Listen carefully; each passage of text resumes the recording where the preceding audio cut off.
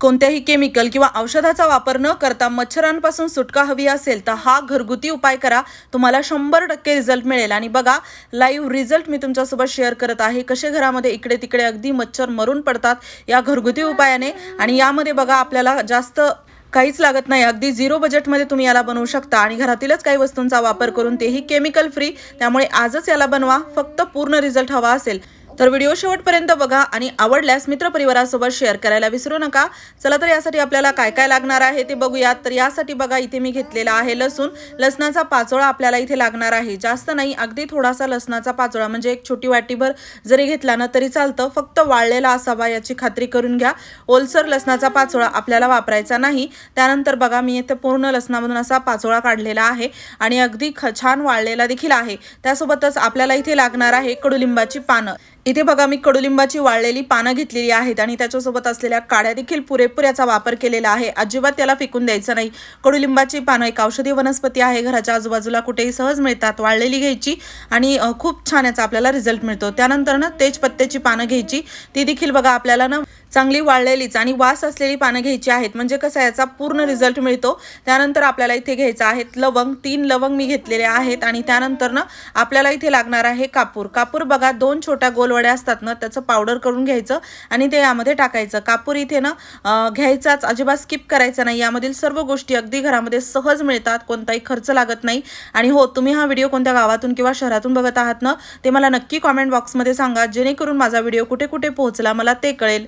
आता यानंतर बघा आपल्याला इथे ना मिक्सरचं भांडं घ्यायचं आहे। मिक्सरच्या भांड्यामध्ये या सर्व गोष्टी अशा टाकायच्या आणि ना वाळलेल्या आहेत, त्यामुळे खूप लवकर चांगल्या बारीक होतात, जास्त वेळ लागत नाही। आणि तुमच्याकडे जर वाळलेला लसणाचा पाचोळा नसेल किंवा जे पानं आहेत कडुलिंबाची ती वाळलेली नसतील ना, तर ते तुम्ही कसे वापरू शकता ओलसर, तर ते देखील मी तुम्हाला दाखवणार आहे। या उपायाला तुम्ही 2 वेगवेगळ्या पद्धतीने वापरू शकता। दोन्ही उपाय खूप सोपे आहेत, मी दोन्ही उपायाने मच्छर घरातील घालवते, पण तुम्हाला जो सोपा वाटेल त्यापैकी एक करू शकता किंवा दोन्ही जरी केलं तरी चालतं। मिक्सरमध्ये बघा मी याला चांगलं फिरवून घेतलेलं आहे आणि जास्त वेळ लागत नाही, अगदी सहज असं व्यवस्थित बारीक होतं। आता त्याचसोबत बघा जर तुमच्याकडे ना ओलसर पानं असतील किंवा लसणाचा पाचोळा ओलसर आहे, त्याला देखील असंच मिक्सरमधून अगोदर काढून घ्यायचं, त्यानंतर एका वाटीमध्ये काढायचं।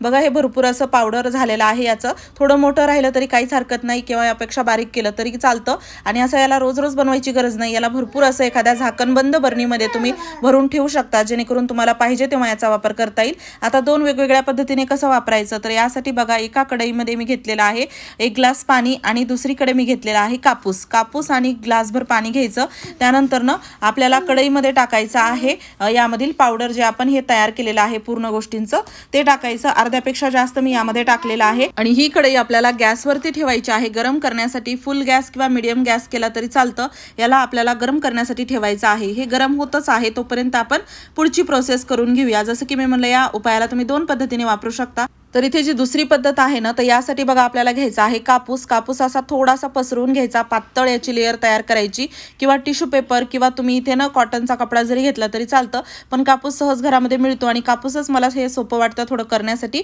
म्हणून मी कापसाचाच नेहमी वापर करते। त्यानंतर ना बघा आपल्याला काय करायचं आहे, इथे जे कापूस आपण पसरवला होता ना, छान पातळ करून घेतला होता, त्यावरती पूर्ण तयार केलेलं हे पावडर मिश्रण जे आपण मिक्सरमधून काढलेलं आहे, बारीक बारीक जे जास्त होतं ना ते मी यामध्ये टाकलेलं आहे। याची ना आपल्याला फुलवात केल्यासारखी करायची आहे, वरती अगदी अशा प्रकारे चांगलं टोक करायचं।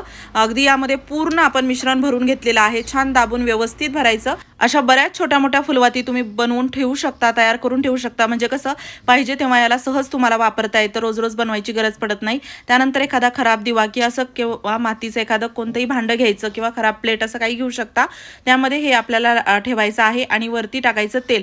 कडुलिंबाचं तेल असेल, एरंडीचं तेल असेल तर अजूनच चांगलं, नसेल तर दुसरं कोणतंही तेल तुम्ही वापरू शकता। जास्त तेल टाकायचं नाही, अगदी थोडा वरचा कापूस भिजेल एवढंच तेल टाकायचं। त्यानंतर बघा आपण गॅसवरती हे लिक्विड उकळण्यासाठी ठेवलं होतं, तर चांगलीच यामध्ये उकळी आलेली आहे। आता आपण याला अजून 1-2 वेळा उकळी येऊ देऊ आणि या पाण्याचा जो कलर आहे ना, तो थोडासा पिवळसर झाला की आपल्याला गॅस बंद करायचा आहे। या लिक्विडला बनवण्यासाठी जास्त नाही, फक्त 2-1 मिनिटं लागतात आणि त्यासोबतच ना हे देखील तुम्ही रोज रोज बनवायची तुम्हाला अजिबात गरज नाही, एकदाच बनवून ठेवू शकता, म्हणजे कसं पाहिजे तेव्हा वापरता येतं। कारण की ना बऱ्याच वेळा वातावरणामध्ये बदल झाला की अचानकच मच्छरांचं प्रमाण खूप जास्त वाढतं.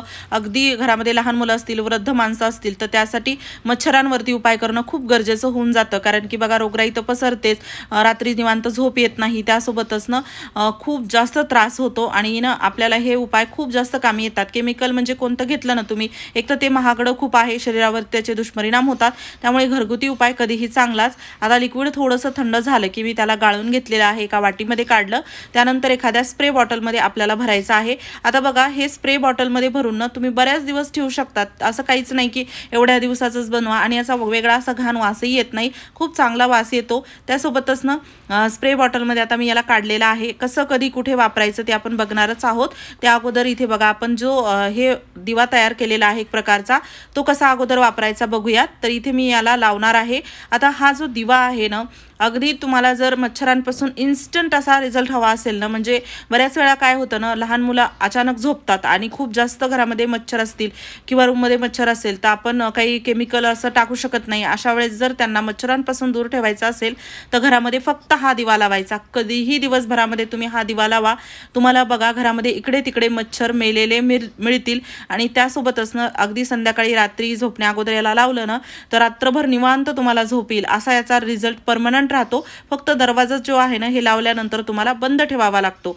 म्हणजे जसंही आपण तुमचा दरवाजा लावतो झोपताना, तर त्यावेळेस तुम्ही हे करून बघा. म्हणजे कसं, बाहेरून मच्छर येत नाहीत आणि याचा जो प्रभाव आहे तो पूर्ण रूममध्ये जिथे लावलेला आहे तिथे राहतो. आणि स्प्रे जसा आपण घरामध्ये जिथे जिथे तुम्हाला वाटतं की मच्छर आहेत, मच्छर येतील, त्या ठिकाणी स्प्रे आपल्याला करायचा आहे. घरामध्ये जर कुठं कुंड्या ठेवत असाल, झाडं असतील किंवा बाहेरचा एरिया असेल, तर त्या ठिकाणी देखील तुम्ही हा स्प्रे करा.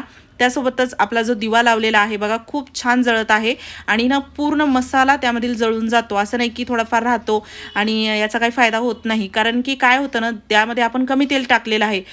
थोडं थोडं सुरुवातीला हळूहळू जळतो आणि अचानकच त्यामधील पूर्ण मसाला जळायला लागतो. त्यामुळे घरामध्ये जो धूर पसरतो, म्हणजे जास्त होत नाही धूर, पण थोडासा जो पसरतो किंवा त्याचा जो इफेक्ट आहे तो घरभर राहतो आणि त्यामुळे आपल्याला खूप चांगला रिझल्ट मिळतो.